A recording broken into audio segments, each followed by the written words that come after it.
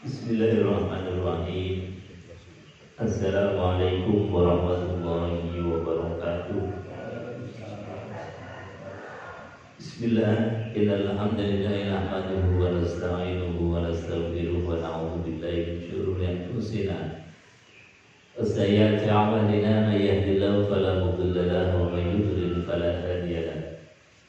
Asyhadu an la ilaha illallah wa asyhadu anna Muhammadan 'abduhu wa rasuluh. Allahumma shalli wa sallim ala sayyidina Muhammad wa ala alihi wa sahbihi ajma'in. Rabbi ishrah li sadri wa yassir li amri wa hlul 'uqdatam min lisani yafqahu qawli. Qala Allah ta'ala fi kitabil karim wa huwa asdaqul qailin. A'udzu billahi samil 'alim minasyaitonir rajim. Bismillahirrahmanirrahim. Ya ayyuhalladzina amanu taqullaha haqqa tuqatih wa la tamutunna illa wa antum muslimun. Shadaqallahul azim wa shadaqa rasuluhul karim wa nahnu ala dzalika minasyahidin walhamdulillahi rabbil alamin.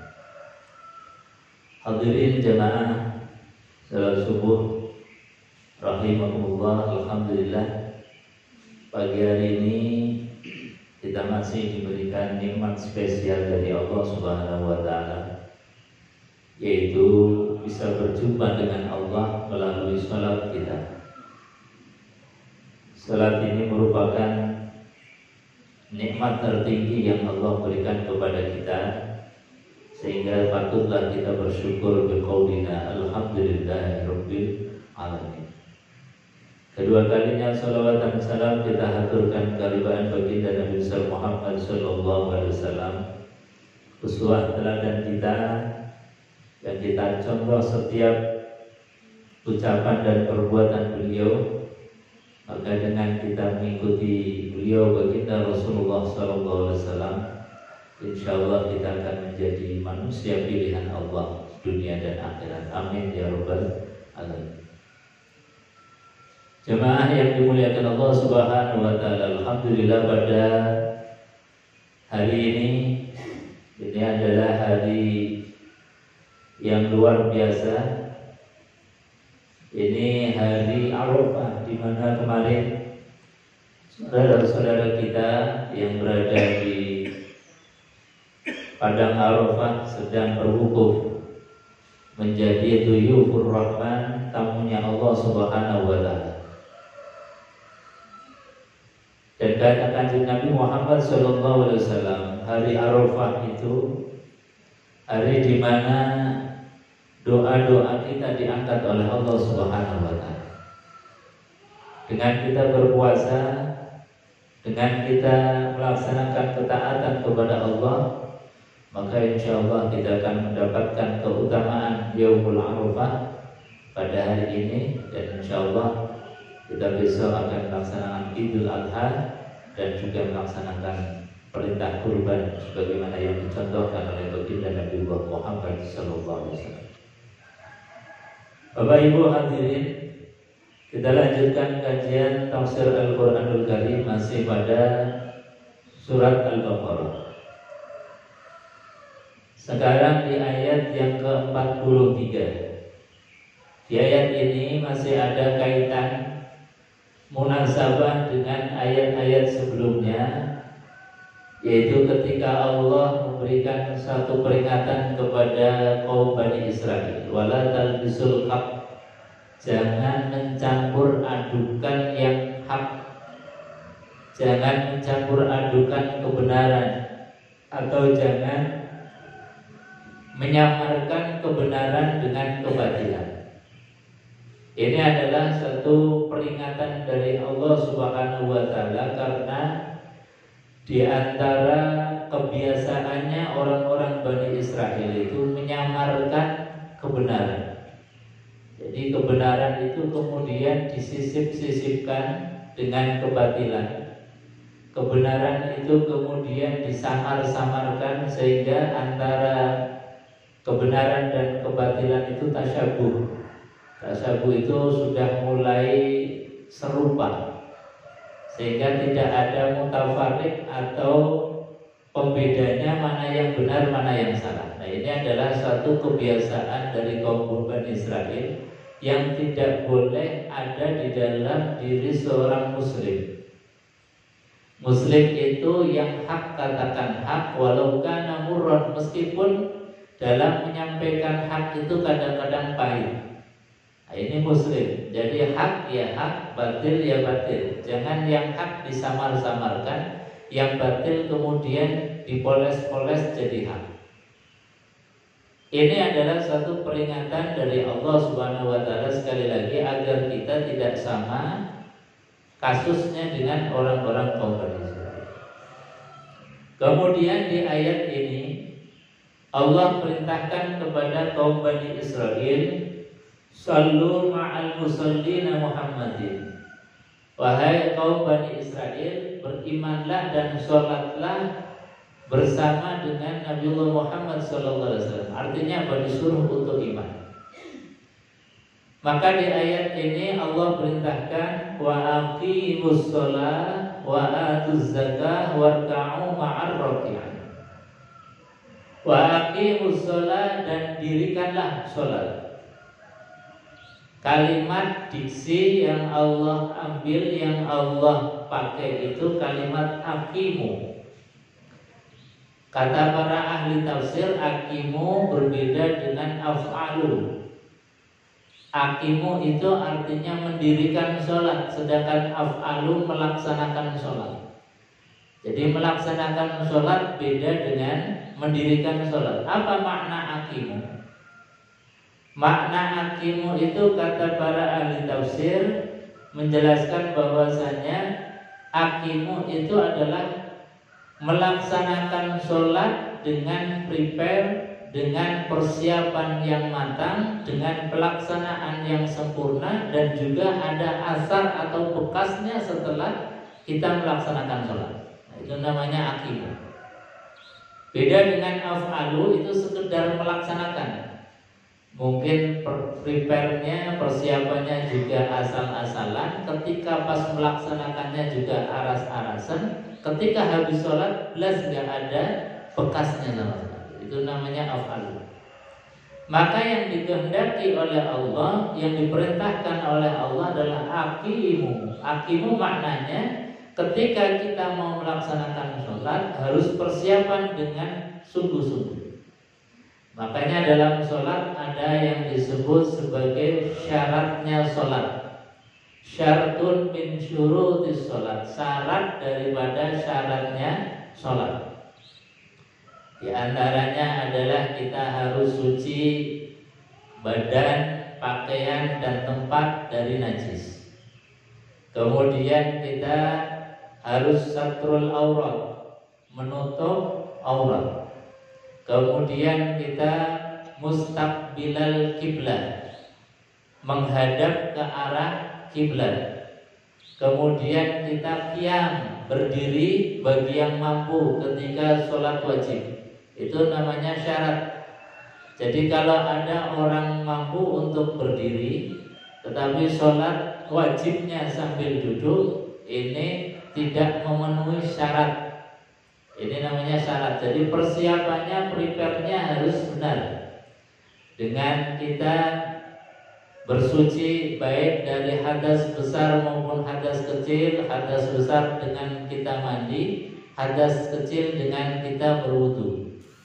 Ini harus sempurna syaratnya. Jadi syarat harus betul-betul sebelum kita tawajuh ilallah, menghadap kepada Allah Subhanahu wa taala, syaratnya harus terpenuhi. Kecuali dalam hal-hal yang sifatnya itu adalah doruriyah, terpaksa. Nah, baru kemudian syaratnya ini bisa terpotong. Makanya di dalam fikih ada yang disebut sebagai qasrus shalah. Qasrus shalah itu memotong sholat. Yang dimaksud dengan qasrus shalah bukan hanya memotong yang 4 jadi 2 rakaat, bukan hanya itu. Tapi dalam fikih yang namanya qasrus shalah adalah memotong yang asalnya syarat itu syarat kemudian tidak berlaku lagi. Karena apa? Dalam keadaan darurat. Misalnya sakit yang sudah tidak bisa melakukan aktivitas apa-apa, adanya cuma berbaring di tempat tidur. Maka dalam keadaan seperti ini, misalnya pas dilalah anak kita, saudara kita, pasangan hidup kita yang biasanya mengambilkan wudhu kita, membersihkan kita, kok dilalah saat itu pas tidak ada, waktu sholat sudah masuk, maka kita sholat dalam keadaan apa adanya. Kita cukupkan kalau bisa tayamum, kemudian pakaian dalam keadaan mungkin masih ada najis, badan mungkin masih belum dibersihkan, tempatnya pun mungkin masih ada kotorannya. Kita juga berbaring yang tidak menghadap ke arah kiblat. Kita dalam pakaian pun mungkin tidak menutup aurat. Dalam keadaan seperti itu, karena waktu sholat sudah masuk, tetap harus melaksanakan sholat. Nah, itu yang disebut sebagai qasrus sholat, memotong yang asalnya syarat, tapi syarat itu kemudian dibuang, tidak dipakai lagi dalam keadaan daruri. Nah, ini yang harus kita punya ilmunya. Karena apa? Kadang-kadang kita dalam keadaan terpaksa darurat seperti itu, kemudian ketika ditanya, Pak, Bu, sudah sholat napa dereng? Saya belum sholat, Mas, karena pakaiannya masih kotor, belum ada yang membantukan wudhu. Nah, alasan ini tidak boleh ada lagi. Karena apa? Kita sudah harus punya ilmunya, ilmu sholat dalam keadaan daruri. Yaitu apa?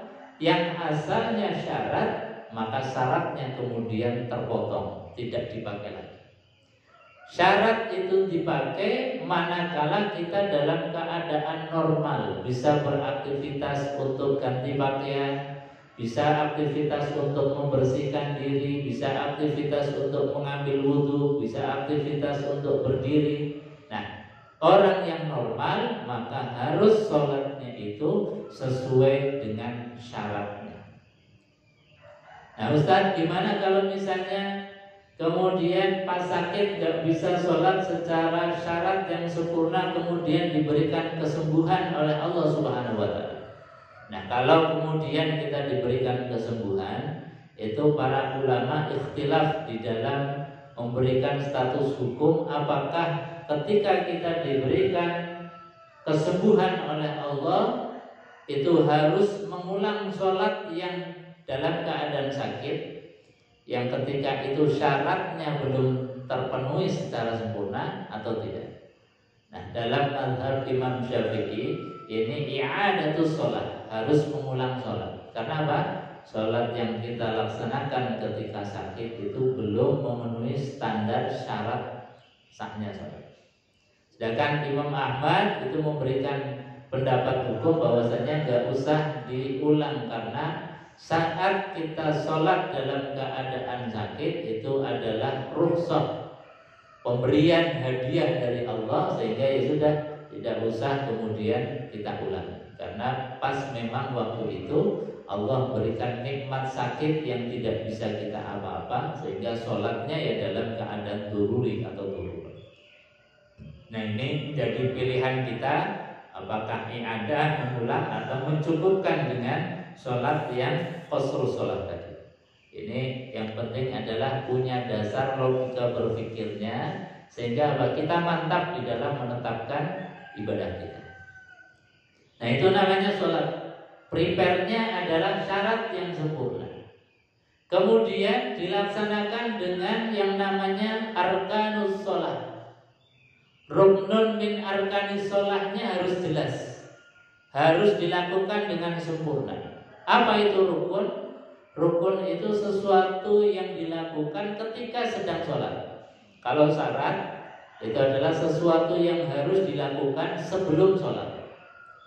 Sedangkan rukun adalah sesuatu yang dilakukan itu ketika kita sholat. Rukun ini ada dua. Satu namanya rukun qauli, rukun yang harus terucap. Ada rukun fi'li, rukun yang harus kita kerjakan, kita perbuat. Nah, rukun yang qauli, yang ucapan, yang tidak boleh tidak, harus dilakukan, harus diucapkan, itu ada 4. Kalau 4 ini tidak dilaksanakan, tidak diucapkan, batalat sholatu, maka batal sholatnya. Apa itu? Yang pertama adalah takbiratul ihram. Kalimat takbir di awal dengan mengucapkan Allahu Akbar itu adalah rukun qauli. Karena ini rukun, maka minimalnya adalah telinga kita mendengar.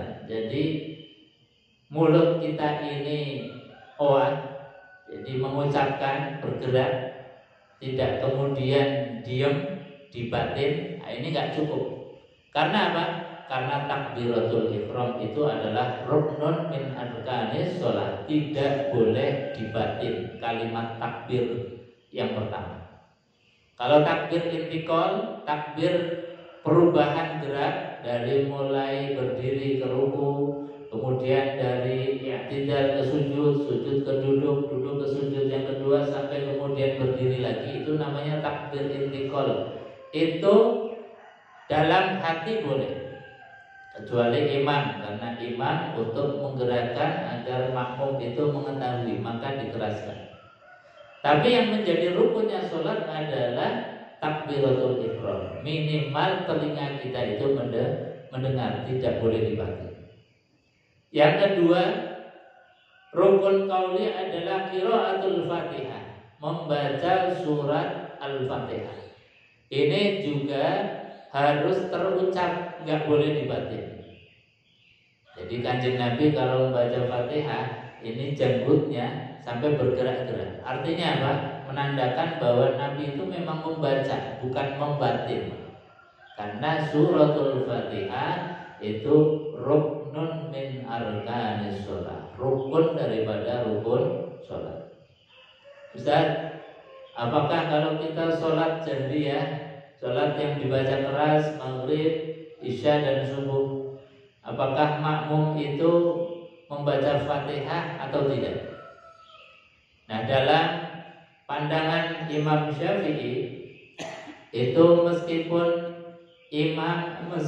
makmum itu mendengar Fatihahnya imam, itu beliau memberikan saran hukum tetap harus dibaca oleh makmum sendiri. Karena beliau mendasarkan kepada dalil hadis Rasulullah SAW. Beliau Nabi mengatakan la sholata liman lam yaqra bi Fatihatil kitab. Tidak sah seseorang itu sholatnya kecuali dibacakan suratul Fatihah. Makanya Imam Syafi'i kemudian memberikan pandangan hukum itu, setiap kita yang sholat, baik itu imam maupun makmum, itu tetap harus membaca surat Al-Fatihah sendiri-sendiri. Sedangkan Imam Ahmad itu memberikan pandangan hukum bahwasanya kalau makmum mendengar surat Fatihahnya imam, maka cukup didengarkan saja. Wa idza quri'al Qur'an fastami'u lahu wa ansitu. Ketika dibacakan Al-Qur'an, perintahnya Qur'an, fastami'u, dengarkanlah dengan baik. Dengarkan sambil mengikuti, ya sebetulnya mengikuti di dalam hati. Ini pendapat Imam Ahmad. Ustaz, terus bagaimana? Semuanya dalam kajian fikih dua-duanya sah. Yang penting bagi kita itu punya alur logika berpikirnya para ulama, karena dua-duanya mendasarkan kepada dalil yang sahih. Mantapnya kita bagaimana? Jadi yang penting ketika kita sholat itu kemudian misalnya mantapnya yang penting mendengarkan bacaan suratul Fatihahnya imam dengan baik, ya itu juga sah dalam pandangan Imam Malik, Imam Ahmad, karena memang beliau mengatakan menyandarkan kepada Al-Quran, fa idza quri'al Qur'an fastami'u. Ketika dibacakan Al-Quran, ya dengarkanlah. Kecuali kalau tidak mendengar bacaan Fatihahnya imam, misalnya jauh dari imam karena saking banyaknya jamaah sehingga tidak mendengar Fatihahnya imam, maka wajib untuk membaca Fatihahnya sendiri. Nah, ini. Jadi sekali lagi dua-duanya sah dalam pandangan hukum. Ini yang kedua, rukunnya sholat adalah qiraatul Fatihah, membaca surat Al-Fatihah, tidak boleh dibatil. Yang ketiga, rukun qaulinya sholat itu adalah bacaan tahiyat akhir, at-tahiyatul mubarakatus salawatut thayyibatu lillah, assalamu alayka ayyuhan nabiyyu wa rahmatullahi wa barakatuh, assalamu alayna wa ala ibadillahis sholihin, asyhadu an la ilaha illallah, asyhadu anna muhammadar rasulullah, Allahumma sholli ala Muhammad wa ala ali Muhammad kama shallaita ala sayyidina Ibrahim. Boleh pakai sayyidina, boleh tidak pakai sayyidina, monggo tersandra mantepnya kita. Wa ala ali sayyidina Ibrahim fil alamin innaka hamidum majid. Jadi tahiyat akhir sampai dengan sholawat kepada Rasulullah SAW itu yang menjadi rukunnya sholat. Kemudian yang terakhir rukunnya sholat yang sifatnya ucapan adalah kalimat salam. Assalamualaikum warahmatullah, assalamualaikum warahmatullah. Rukun salam itu salam yang pertama. Kalau yang salam yang kedua para ulama itu memberikan hukum sunnah saja. Jadi andai kata kemudian kita sudah assalamualaikum kok dilalah perut mules kemudian keluar anginnya misalnya, itu sholatnya sudah dianggap sah ketika sudah mendapatkan satu salam. Nah, nggak usah diteruskan salam yang kiri karena apa? Kita sudah batal. Tapi kalau diteruskan salam yang kiri berarti di tengah-tengah sholat kita batal. Maka kalau sudah assalamualaikum tengok kanan kok dilalap perut gak kuat banget, gak usah dilanjutkan dengan salam yang kiri. Karena apa? Kita sudah mencukupkan rukun dengan salam sebelah kanan. Jadi 4 hal ini yang tidak boleh ditinggalkan. Kalau bacaan yang lain seperti misalnya doa iftitah, doa baca surat setelah Fatihah, kemudian doa ruku, doa i'tidal, doa sujud, doa duduk, doa sujud lagi, itu adalah sunnah. Andai kata tidak dibaca, itu tidak mengurangi kesohihan sholat. Jadi yang penting 4 hal ini. 1, takbiratul ihram harus betul-betul dijaga, jangan dibatin. Kemudian baca suratul Fatihah dengan hak-haknya Fatihah. Hak-haknya Fatihah itu panjang pendeknya harus benar, dengungnya, jelasnya harus benar. Ini Fatihah, makanya harus dijaga betul qiraatul Fatihah. Kemudian tahiyat akhir dan salam. 4 hal ini sekali lagi tidak boleh dibatin, harus ditalafuzkan. Kemudian rukun yang sifatnya fi'li itu perbuatan. Ini mensyaratkan tumakninah. Fi'li itu diantaranya adalah pertama al-qiyam, berdiri bagi yang mampu untuk sholat wajib. Makanya baginda Nabi SAW, kenapa para ulama menghukumi sholat wajib harus berdiri bagi yang mampu? Karena Kanjeng Nabi Muhammad SAW ketika mau sholat wajib, meskipun beliau dalam keadaan naik kendaraan, beliau turun dulu. Tidak pernah Nabi sholat wajib itu di atas kendaraan. Pasti beliau turun, kemudian beliau menghadap ke arah kiblat, baru kemudian sholat subuh. Ini gerakannya. Jadi berdiri bagi yang mampu ini adalah merupakan syarat yang orang itu harus menghadapkan ke arah kiblat. Nah, yang sifatnya fi'li itu tadi berdiri, kemudian rukuk tumakninah. Jadi harus ada tumakninah. Apa itu tumakninah? Anteng, tenang. Yang kira-kira standarnya minimal orang bisa mengucapkan subhana rabbiyal azimi wa bihamdi sekali. Kemudian i'tidal juga tumakninah, jangan balapan, jangan cepet-cepetan. Sujud tumakninah, duduk tumakninah. Jadi standar minimalnya orang di dalam memenuhi rukun fi'liyah adalah bitumakninah, dengan tumakninah, anteng. Jadi tidak kemudian balapan cepet-cepetan. Ini berarti kurang atau tidak memenuhi standar tumakninah. Nah, itu yang disebut sebagai aqimus shalah, mendirikan sholat. Prepare, persiapannya sempurna dengan syaratnya yang bagus, yang sempurna. Kemudian ketika melaksanakan sholat dengan rukunnya yang sempurna, tidak ada yang tertinggal. Kemudian ada asar bekas dari setelah kita sholat. Fi wujuhihim min asaris sujud. Di antara bekasnya orang sholat itu, fi wujuhihim, di dalam wajahnya itu ada asaris sujud, bekasnya sujud. Yang dimaksud bekasnya sujud itu, kata para ulama, bukan ada hitam di kening kita, karena bahasanya Quran fi wujuhihim, bukan fi jabhatihim. Jadi di wajah, bukan di kening. Kalau yang dimaksud itu bekas sujud itu di kening, itu bahasanya Quran bukan fi wujuhihim, tetapi fi jabhatihim min asari sujud. Dalam keningnya ada bekas sujud.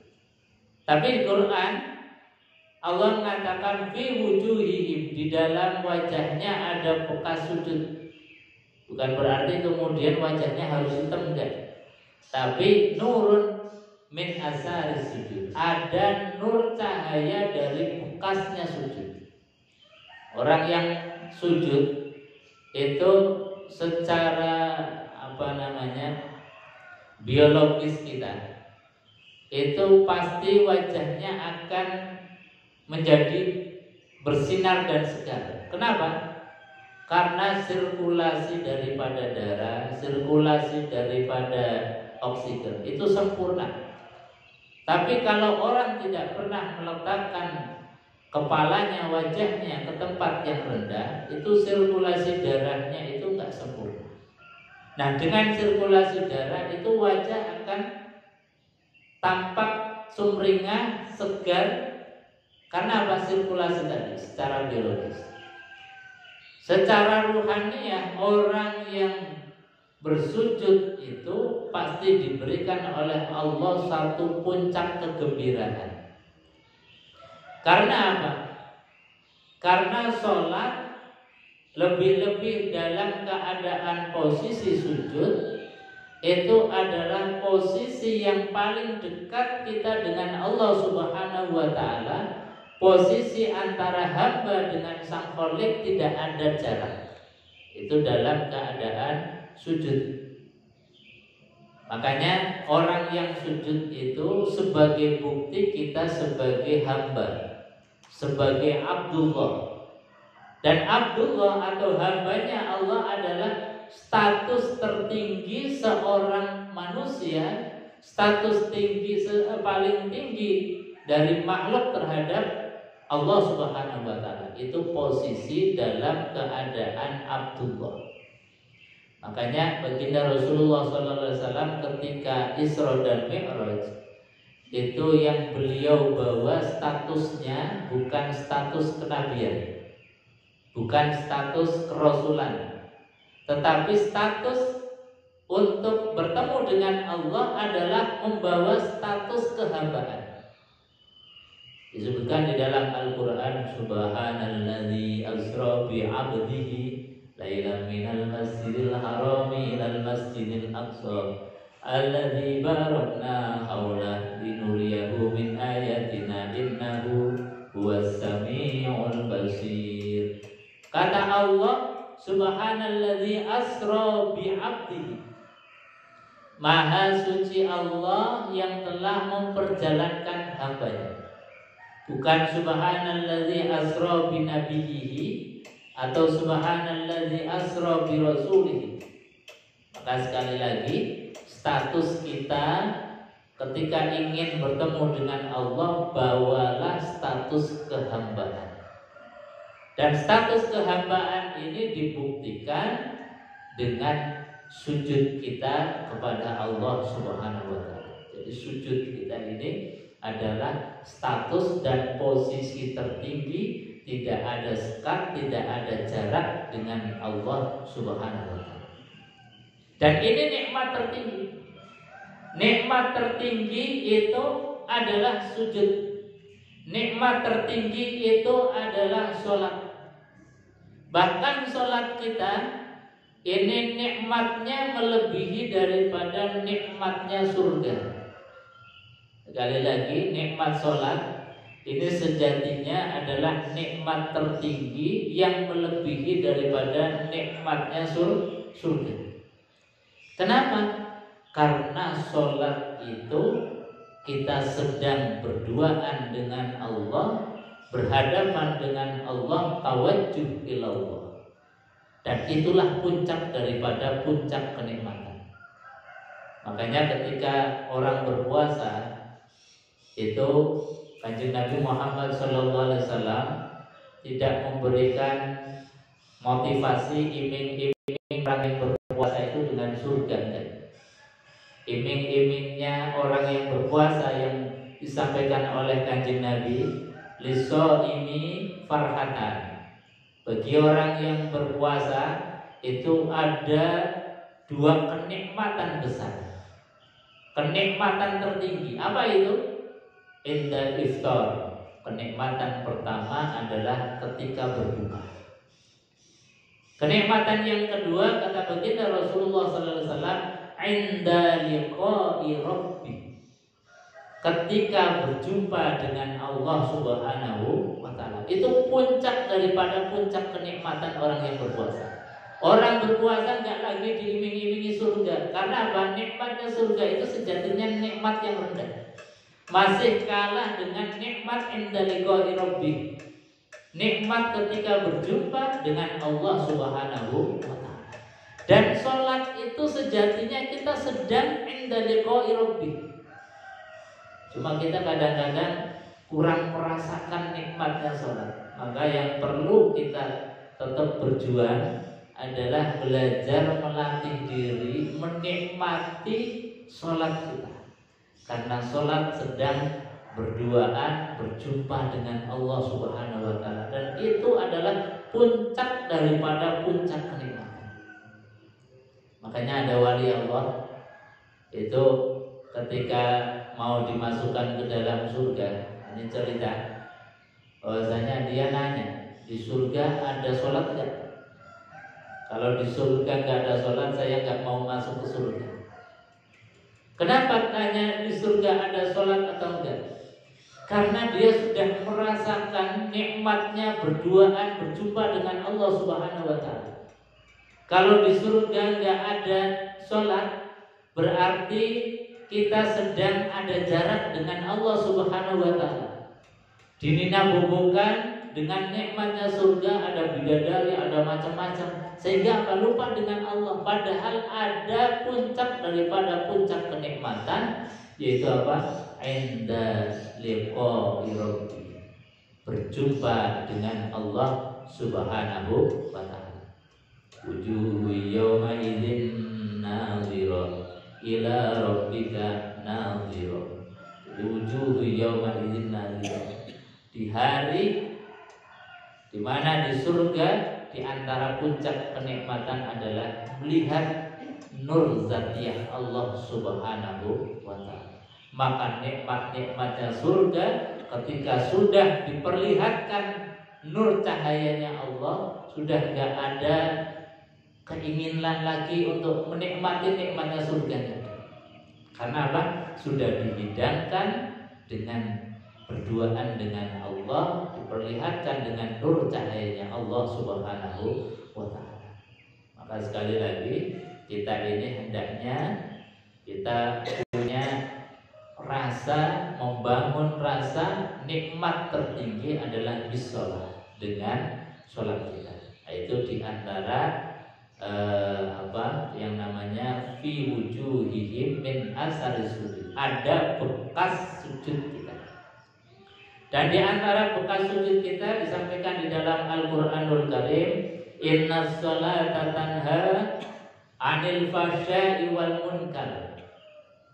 Dalam segi kemasyarakatan kita, kalau tadi secara pribadi itu harus punya nilai spiritual, kedekatan kita kepada Allah, menikmati kita sedang berjumpa dengan Allah.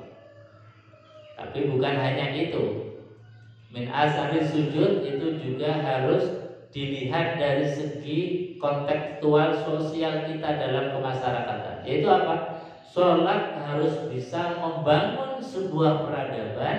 Inna sholata tanha 'anil fahsya'i wal munkar. Sesungguhnya sholat dapat mencegah perbuatan keji dan perbuatan munkar.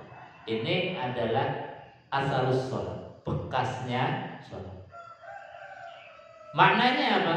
Tidaklah dianggap aqimus sholat ketika kita sudah melaksanakan sholat, kemudian habis sholat keluar dari masjid, yang biasa ngomong kasar tetap ngomongnya kasar, yang biasa adu domba tetap adu domba, yang biasa fitnah tetap fitnah, yang biasa menebarkan hoax tetap menebarkan hoax. Itu belum af'alus, belum aqimus sholat, baru af'alus sholat. Af'alus sholat punya daya tahan untuk merem. Ya Allah, saya memang diberikan oleh Engkau satu modal sifat jelek ya Allah, tetapi saya dengan ikhtiar berusaha untuk merem, sehingga pengennya ngomong jelek, pengennya mengadu domba, pengennya cerita yang hoax, aku rem ya Allah. Nah, yang semacam ini itu min asari sholat. Ada kemampuan diri, pengendalian diri untuk tidak melakukan apa-apa yang tidak dikehendaki oleh sholat. Itu tadi, inna sholata tanha 'anil fahsya'i wal munkar. Sesungguhnya sholat harus mampu menjadikan kita untuk memanage dari perbuatan keji dan perbuatan munkar, sehingga ada pengendalian diri yang kuat. Nah, itu yang disebut, dimaknai oleh Allah aqimus sholat, dirikanlah olehmu sekalian as-sholat. Apa itu sholat?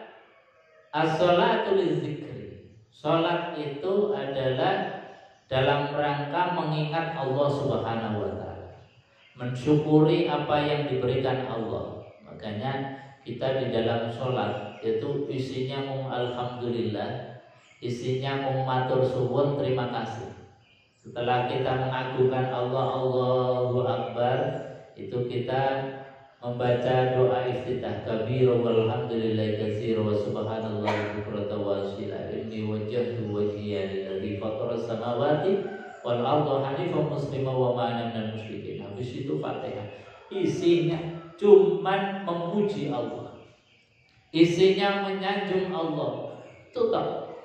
Memuji Allah, menyanjung Allah, bersyukur kepada Allah Subhanahu wa ta'ala, mengingat segala pemberian dari Allah Subhanahu wa ta'ala. Kemudian wa'atuz zakat, tunaikanlah zakat. Dengan kita diberikan oleh Allah Subhanahu wa ta'ala rezeki, maka kemudian kita keluarkan bahwasanya rezeki kita tidak 100% milik kita, tapi ada sebagiannya milik orang lain, haknya orang lain. Warka'u ma'ar raki'in. Kemudian Allah perintahkan secara khusus, rukuklah bersama-sama orang yang rukuk. Ini dalam tafsir disebutkan dalil tentang sholat berjamaah. Jadi sholat berjamaah dalilnya langsung dari Al-Quran. Warka'u ma'ar raki'in. Rukuklah kalian bersama orang yang rukuk, baik laki-laki maupun perempuan. Jadi kalau dalam Quran yang diperintahkan berjamaah itu bukan hanya laki-laki, tapi juga perempuan. Di sini khitabnya warka'u, rukuklah kalian semua, wahai laki-laki dan perempuan. Meskipun Kanjeng Nabi dalam sebuah hadis itu memberikan keterangan bahwasanya utamanya sholatnya perempuan itu di rumah, dan di rumah itu di kamar, dan di kamar yang paling privasi. Ini hadis Rasulullah SAW. Tapi kata para ulama, hadis ini harus ditempatkan pada konteksnya. Zaman itu baginda Rasulullah SAW itu menyampaikan di kondisi yang belum ramah terhadap perempuan, belum aman terhadap perempuan.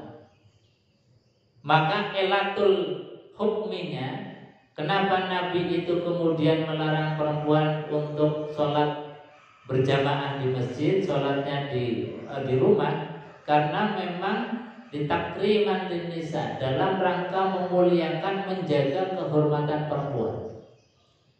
Maka para ulama, kalau konteks ini kemudian hilang elatul hukminya, sudah tidak ada lagi kemudian was-was bagi perempuan, maka sejatinya harus kemudian dikembalikan kepada prinsip dasar sholatnya kita, harus bil jamaah, dengan jamaah.